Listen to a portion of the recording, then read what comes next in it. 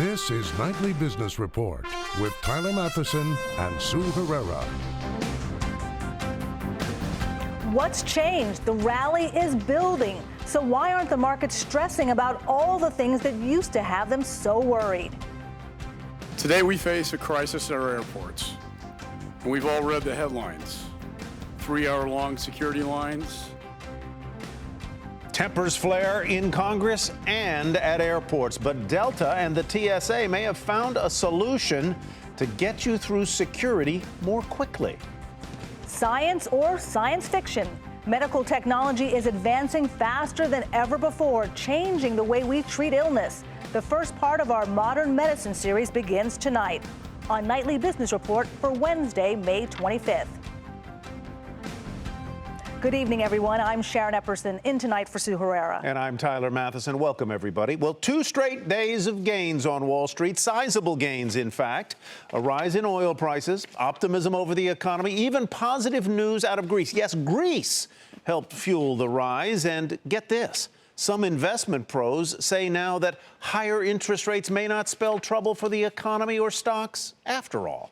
With that, the Dow Jones Industrial Average climbed 145 points to 17,851. The Nasdaq added 33, and the S&P 500 was up 14. But the market had a long list of worries just a short time ago. So what happened to them all? Dominic Chu explains.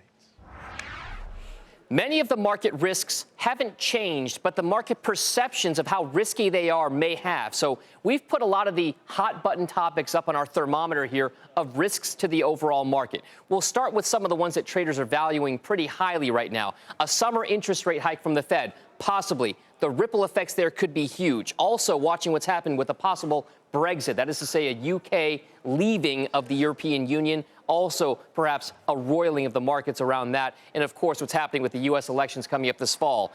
China was a huge topic last year and into this year early, and it still remains a big topic, but maybe not as important or not as flaring as it was at that point here. Corporate earnings slightly better than expected, although still not great, not as hot a topic here. And oil prices. They've stabilized. We thought they were going to go down huge, but they've managed to stabilize for now, so maybe not as much of a risk, at least for this moment. And then, of course, one other thing to watch here, U.S. economic data has generally gotten better. It's up for debate right now, but still, some people say that if the U.S. economic situation isn't going gangbusters, but is still going good enough, is that enough to help power the markets? All of these will be risks being assessed by traders and investors throughout the course of the summer months and, of course, into the U.S. elections this fall. For Nightly Business Report, I'm Dominic Chu. Jim McDonald joins us now to talk more about the markets. He's Chief Investment Strategist at Northern Trust Asset Management. Mr. McDonald, welcome. Good to have you with us. You know, as Dom said, the risks haven't gone away necessarily. Maybe our perception of them has changed just a little bit. I don't want to make too much out of 2 days of triple-digit gains, but does this feel like a sustainable change in momentum to you or not?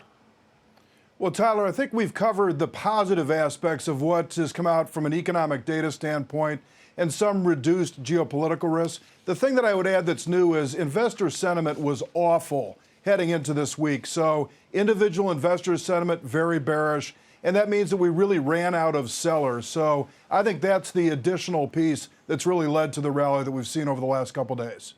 Are investors becoming too complacent when it comes to thinking about the Fed, thinking, well, we're definitely going to see a rate hike at some point soon, thinking that we're definitely going to see an exit from the EU of Britain, that we're definitely going to see a U.S. election that's going to end however one might think it's going to end? Are investors getting complacent in their ideas of what is going to happen outside of the economy somewhat, and that's helping to fuel what's happening with the market?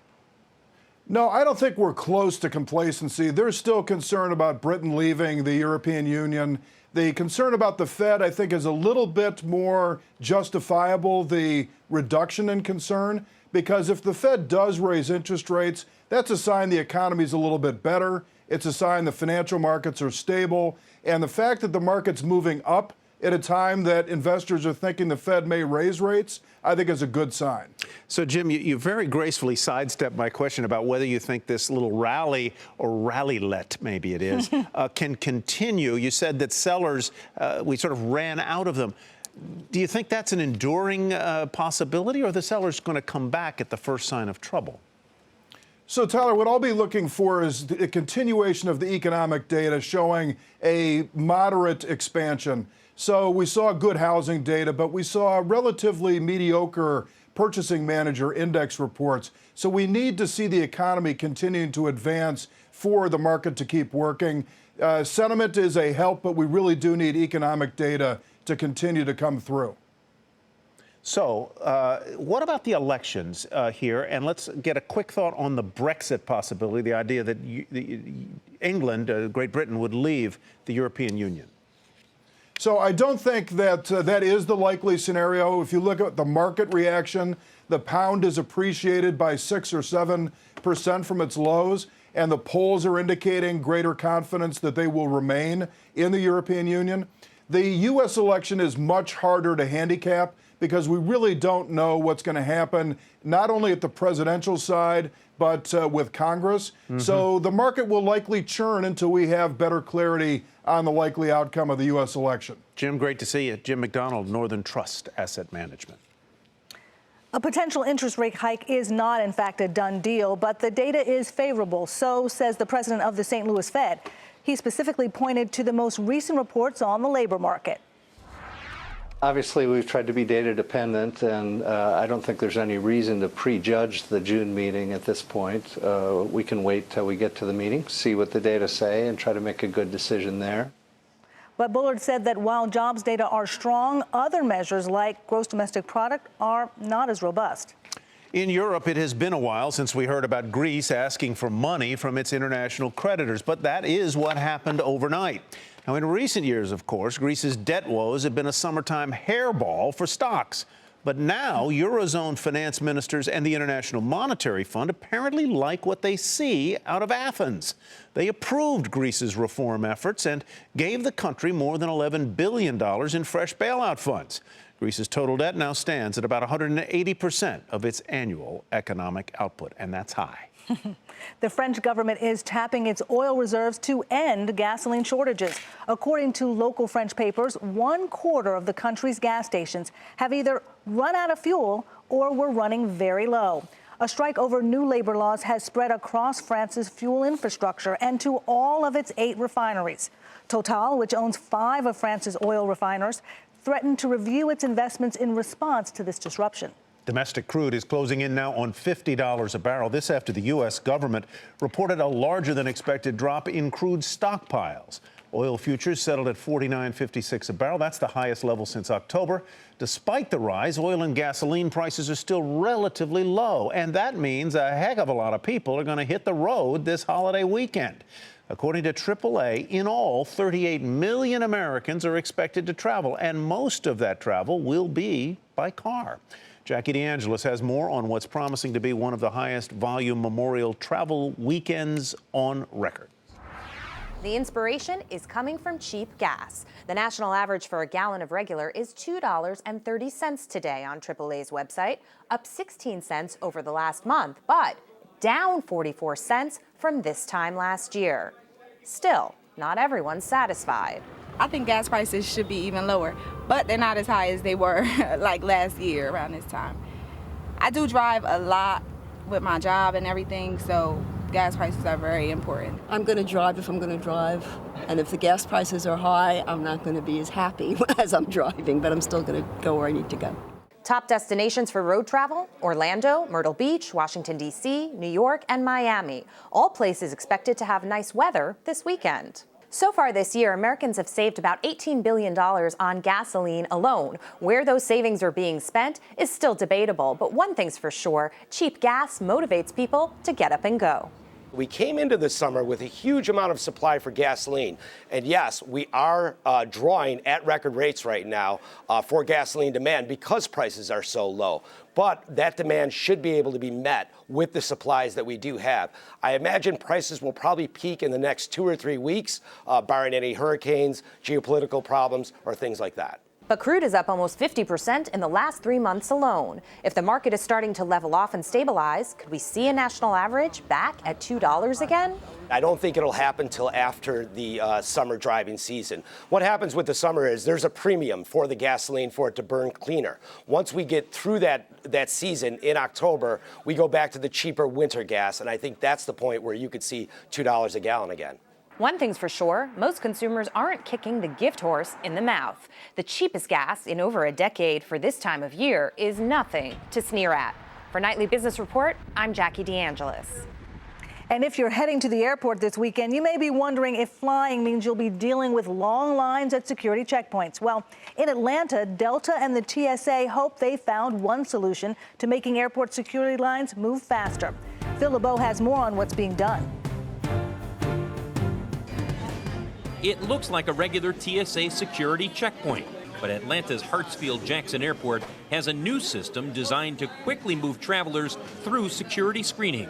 If this is successful as we believe it is, I think airports around this country are going to be looking for this technology very quickly. Here's how it works. When travelers get to the checkpoint, there are 5 stations for 5 different people to put their belongings in bins. When a person is done, regardless of where they are in line, they push their bin down the line to the X-ray machine and walk through a metal detector.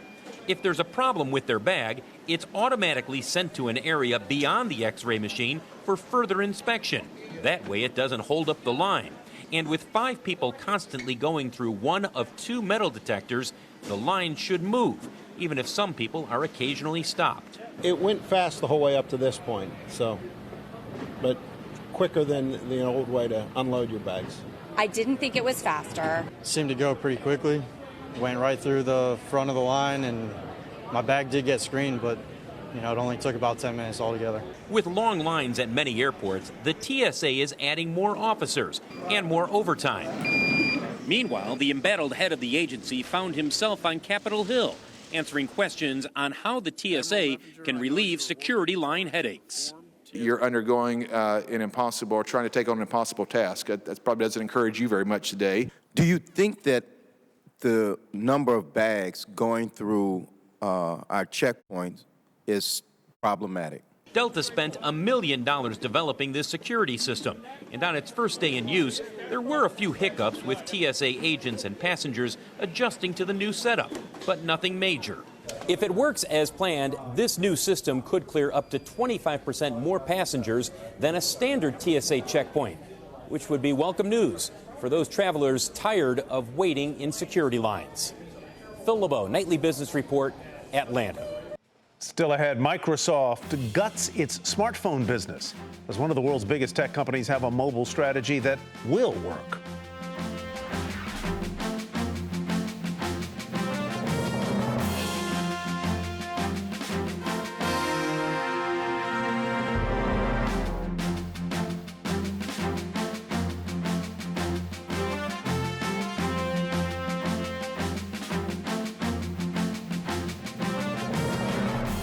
A real estate firm with ties to a senator is reportedly under investigation. According to the Wall Street Journal, the FBI and the SEC are focusing on accounting practices at CBL and Associates. Investigators are also asking questions about the relationship between the firm and Senator Bob Corker, who has profited over the years from trading CBL stock. Shares of CBL fell more than 8%. A report by the State Department's Inspector General slammed Democratic presidential frontrunner Hillary Clinton's use of a private email server while she was Secretary of State. The report was delivered today to members of Congress. Eamon Javers is following the story for us. Eamon, tell us what the report said and how damaging is this to her campaign? Well, it is damaging, Tyler. The report did say that the method that Secretary of State Hillary Clinton had chosen to store her personal or her email on a personal server was not an appropriate method of preserving documents. It also found that her practices failed to comply with department policies. That's bad news for Hillary Clinton, especially as you go through the details that were in this report of staffers at one point or another raising concerns about this arrangement, those concerns being brushed off by people close to Hillary Clinton. It paints a picture that Republicans have been trying to paint out on the campaign trail, that Hillary Clinton was sort of blithely unworried about email security and decided that she would rather protect her documents in her own home, in her own computer server, rather than allow the State Department system to have access to those communications. Eamon, what about her own private email address? Do we find out anything more about why she chose to keep that email? Well, that's the question here, is why did she decide to do this in the first place? And the report sheds a little bit of light on some of the decision-making very early on. It's clear that this decision was made at the very beginning of her tenure as Secretary of State, and you can see in the report staffers grappling with what to do, what the implications of that are. If she owns her own email server that lives in her home and is not controlled by the State Department, how do they handle that? They were proposing giving her a separate BlackBerry at one point, giving her a separate computer that could sit on her desk that would be connected to that server at home. All of that was being wrestled out in very early days for Hillary Clinton. So clearly, this was a decision that was made early on, and they stuck to it. Mrs. Clinton has said, I'll talk to anybody anytime about this. I encourage my staff to do the same. Did she? About the email issue in particular? Did she talk to the Inspector General? Did she cooperate in this investigation? You know, she has said that she would cooperate with the investigation in every step of the way, and clearly they got access to all of the emails between, say, her aide Huma Abedin and Hillary Clinton. In fact, there's one in which they discuss whether or not they should set up a separate account for her. And Hillary Clinton says, no, I don't want a State Department email, but I also don't want that personal email being widely circulated within the State Department. Quick question and answer. Is Speaker Ryan going to endorse Mr. Trump soon? Boy, that is a good question. There's a rumor that there is a phone call expected this evening between the two men. We'll see whether that leads to an endorsement or not. And Paul Ryan under a lot of pressure here to fall in line, but he is trying to extract some political gain here from Donald Trump and encourage Donald Trump to be more in line with Paul Ryan's conservative views. Great negotiator being negotiated with. Eamon Javers, right. Thanks very much. You bet. Regulators are launching an investigation into Alibaba, and that's where we begin tonight's Market Focus. The SEC is looking into the accounting practices of the Chinese e-commerce giant relating to its annual Singles Day event. Last year, the company reported more than $14 billion in sales on that day alone. The news sent shares of Alibaba down nearly 7% to $75.59. AT&T may want a piece of Yahoo after all. According to Bloomberg, the telecom company has made an offer to buy the tech giant's core assets. Verizon had been considered the frontrunner for the businesses. Shares of AT&T up a fraction to $38.62. Yahoo shares, though, fell 5% to $35.59. Lower tourist spending dragged down results at Tiffany's once again. The luxury jeweler saw its sales fall more than 7%, its biggest decline in years. Its profit also fell and missed estimates. In addition, Tiffany lowered its earnings forecast for the year. Shares were marginally up, though, to $63.89. Sales growth also stalled at the clothing chain Express. The company reported a drop in same-store sales growth and warned of a further slowdown in sales for the current quarter and the full year. Profit also below estimates, with the CEO citing a challenging retail environment. We've heard that one lots of times lately. Shares fell more than 8% to $14.68. Williams-Sonoma saw its revenue climb thanks in part to strong growth in its West Elm brand. That helped quarterlies at the home furnishings retailer top estimates. Shares initially popped in extended hours trading, as you see on that graphic, after ending the regular session up more than 2% at 52.10. Microsoft, meantime, cutting more than 1,800 jobs in its mobile phone business, and the company will take a nearly $1 billion charge related to that move. This unit has seen multiple rounds of layoffs and steep write-downs since Microsoft bought Nokia's phone business for more than $7 billion back in 2014. Shares rose 1% to 52.12 of Microsoft. So with Microsoft streamlining its troubled mobile unit, what will be the company's next move? Brian Blair, principal and co-founder at Grays Peak Capital, joins us right now. And Brian, I have to admit, with a teenage son, I actually don't know much about this Microsoft phone because that's not the one all the kids are talking about. Is that part of the problem here for Microsoft, that millennials and younger people aren't as interested in their phones? Well, it actually goes back several years. You know, Microsoft, maybe going back 3 or 4 or 5 years, thought that their mobile operating system could actually take on Apple's iOS or Google's Android operating system. And they were very late to the game. You know, they got in bed with Nokia, you know, as a partner before they ended up buying the hardware unit, and it really never went anywhere. There was really never much developer interest, and so they never really created an ecosystem. So it's clearly a problem now because these phones aren't anywhere, but the problem goes back really about 5 years, where they never really got any traction with the with their mobile operating system. You know, you have to remind me that there is a Windows phone operating system, because it is such a third place finisher here. Right. Is mobile telephony ever going to be a big part of Microsoft's business? You know what? It can be, but it's certainly not going to be on the hardware side. That's what we've learned through this failed acquisition of the Nokia, the Nokia device division.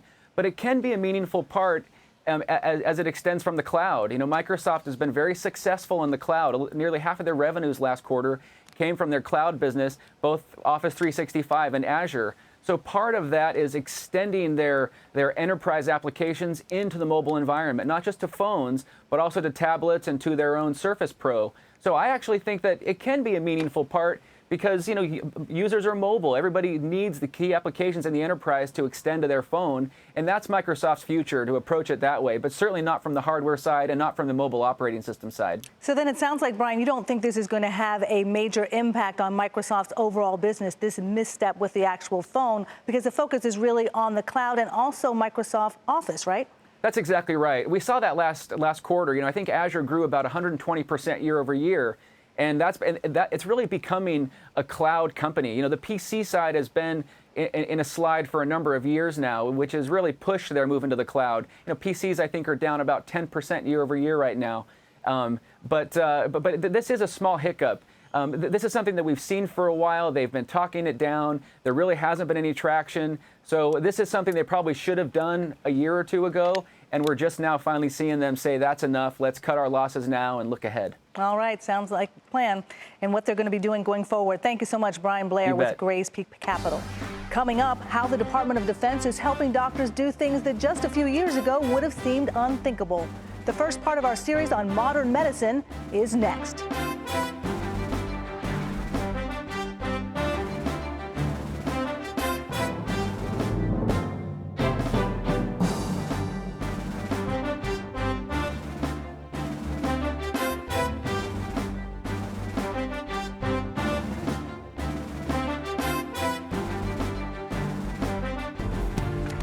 Here's what to watch tomorrow. The G7 summit convenes in Japan. The focus expected to be, as you might expect, the economy, trade, energy, among other things. McDonald's hosts its annual meeting. I wonder what they'll be serving. Executive compensation is one of the items on the menu there. Initial jobless claims, durable goods, pending home sales. They're going to give us another look at the state of the economy. And that, folks, is what to watch Thursday. Shares of Sarepta soared after the Food and Drug Administration said it's delaying a review of a drug made by the company. Some interpreted that delay as an indication of a possible approval by the agency. Now, as we reported last month, an advisory panel recommended the FDA reject the controversial medicine for Duchenne muscular dystrophy, which has no effective treatments. Sarepta shares spiked more than 26% today on that news to $23.35. Medical technology is advancing faster than ever before. Things that physicians didn't think possible just a few years ago are today realities. Meg Terrell begins our Modern Medicine series with a look at how high-tech prosthetics are changing the lives of injured vets. Lost my arm up here when I stepped on a Bouncing Betty landmine. Almost lost this arm and almost lost my legs. Fred Downs was 23 and a soldier in Vietnam in 1968 when a landmine took his arm. When Downs returned from the war, his options to address his injury were limited. The Army fitted me with what I call a hook, which is a plastic arm that was the only thing available in those days. He wore that style of prosthetic for 47 years. Then in 2009, he was given a chance to use this. Here's my power grip. The DECA arm is built by DECA Research and Development and funded by the Defense Advanced Research Projects Agency, or DARPA, a branch of the Department of Defense. Downs uses sensors mounted on his shoes to control the arm, and he says the technology is a huge improvement from his old prosthetic. Well, it's very strange because for the first time in 40-some years, I have the ability to use my left hand to grasp things. It's part of a recent wave of technology that's helping change the way we think about what prosthetics can be. Let me show you something really cool. Dr. Justin Sanchez is project manager for DARPA's Biological Technologies Office. He works with teams of researchers across the country, testing new types of prosthetics. And they're doing things that just a few years ago may have seemed like science fiction. The next generation of prosthetic connects directly to the brain and has the same range of motion as a natural arm. It even has sensors to allow the user to feel pressure. We can do very light touches, we can do harder kind of touches, and the person can actually distinguish between the light touch and the harder touch. Patients like Jan Sherman are showing just how promising this technology can be. Sherman was diagnosed with a severe neurodegenerative disorder that left her unable to move her arms and legs. She entered a trial at the University of Pittsburgh Medical Center, funded by DARPA, and underwent surgery to have sensors installed in her brain that could control a prosthetic arm. After some training, she showed that she could control the arm by just thinking about moving it, feeding herself for the first time in a decade. Something as simple as that can make all the difference in the world. The ability to take care of yourself is so crucial. You know, combing your hair, brushing your teeth, getting dressed, all of those are what you need as a human being to have your dignity, to have dignity. For Nightly Business Report, I'm Meg Terrell. And you can read more about the evolution of prosthetics on our website, nbr.com. And tomorrow, Meg will look at how a high-tech implant in the brain gave one woman a new outlook on life. I thought that last gentleman made it exactly right. Gives you back your dignity. Dignity, and just thinking about what you want to do, being able to do it after years of not being able to do so. And the simple things that we all take for granted. Exactly. Picking an egg out of a cart. Exactly. Before we go, here's another look at today's big gains. The Dow Jones Industrial Average climbed 145 points to 17,851. The NASDAQ added 33, and the S&P 500 was up 14. That's Nightly Business Report for tonight. I'm Sharon Epperson. Thanks so much for watching. And thanks from me as well. I'm Tyler Matheson. Have a great evening, everybody, and we'll see you right back here tomorrow night.